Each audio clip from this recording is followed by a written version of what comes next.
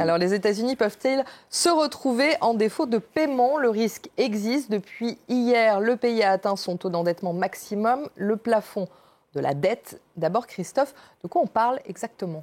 Alors, le système d'un plafond de dette, ça existe dans deux pays, et deux pays seulement dans le monde, au Danemark et aux États-Unis. Aux États-Unis, c'est depuis 2017. Avant cette date, toute dépense supplémentaire devait faire l'objet d'un vote du Congrès. Mais en 1917, on est en pleine Première Guerre mondiale, et il faut financer l'armée américaine contre l'Allemagne. Le président Woodrow Wilson décide donc de mettre en place ce plafond, un montant d'endettement maximal autorisé. Au-delà, il faut un vote du Congrès pour le rehausser. Le système, il perdure jusqu'à aujourd'hui, et ce montant est revu à la hausse très régulièrement, sans aucun problème, rien qu'entre 1946 et aujourd'hui une centaine de fois.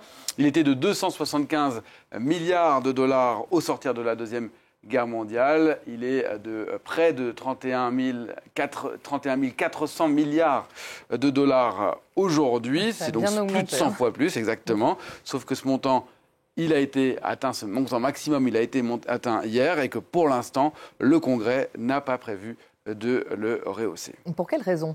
Pour des raisons, je dirais, de politique politicienne, bassement politicienne, de stratégie politique aux États-Unis. Depuis les dernières élections de mi-mandat, en novembre, les Républicains contrôlent la Chambre des représentants, la Chambre des députés, et ils semblent vouloir prendre en otage cette question du plafond de la dette pour imposer certaines idées, notamment obliger les démocrates à réduire certaines des dépenses publiques, à baisser les impôts, ce qui empêcherait cependant Joe Biden de pouvoir mettre en place certaines politiques déjà votées, parce qu'on parle bien de politiques déjà votées. Ce n'est pas la première fois que ce système de plafond de dette est utilisé à des fins politiciennes. C'était déjà le cas en 2011 sous Barack Obama, ou bien dans une moindre mesure l'année dernière, mais à chaque fois un accord avait été trouvé. Alors concrètement, cette fois, que va-t-il se passer ? Alors, dans un premier temps, et c'est déjà arrivé hier, la secrétaire au Trésor, Janet Yellen, a recours à des mesures exceptionnelles. Elle l'a annoncé hier dans une lettre, en suspendant notamment des investissements dans des fonds de retraités du gouvernement ou dans des plans épargne d'employés fédéraux. De quoi tenir, dit Janet Yellen, jusqu'au mois de juin environ. Au-delà, le gouvernement américain ne pourra plus payer ses factures. Et concrètement, donc, il fera défaut. Il ne pourra plus payer les fonctionnaires, les militaires, les agents gouvernementaux, certains retraités, et puis des créanciers étrangers. Surtout, il ne pourra plus emprunter sur les marchés, ce qui, dans l'histoire américaine, n'est jamais arrivé. Et tout ça est bien évidemment dangereux pour les États-Unis. Oui, c'est dangereux pour les États-Unis. Cela aura des conséquences non seulement pour les États-Unis, mais ça crée aussi une onde de choc pour l'ensemble de la finance mondiale, puisque quand les États-Unis empruntent sur les marchés, c'est qu'il y a des investisseurs qui sont d'accord pour prêter, et ils le font parce que ces titres de dette américaine, ces bons du Trésor, ils sont jugés extrêmement sûrs, ils sont censés ne représenter aucun risque, et c'est pour ça que partout dans le monde, ils servent de gage à de nombreux financements.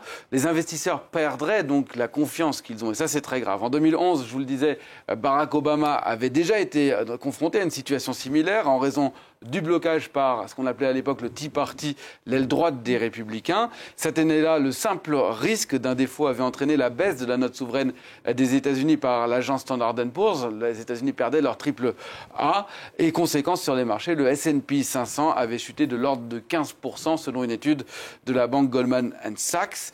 Cette fois, on observe déjà que les bons du Trésor américain augmentent assez rapidement. Concrètement, ça veut dire que les États-Unis vont devoir emprunter plus cher sur les marchés. Ça risque de laisser des cicatrices durables. Ce qui est assez frustrant, presque assez spécial dans cette situation-là, c'est que pour débloquer la situation, il suffirait d'un simple vote au Congrès, car économiquement, les États-Unis ont les moyens d'emprunter plus. On est vraiment là juste dans une situation d'otage politique. Merci Christophe, c'était l'Info Écho.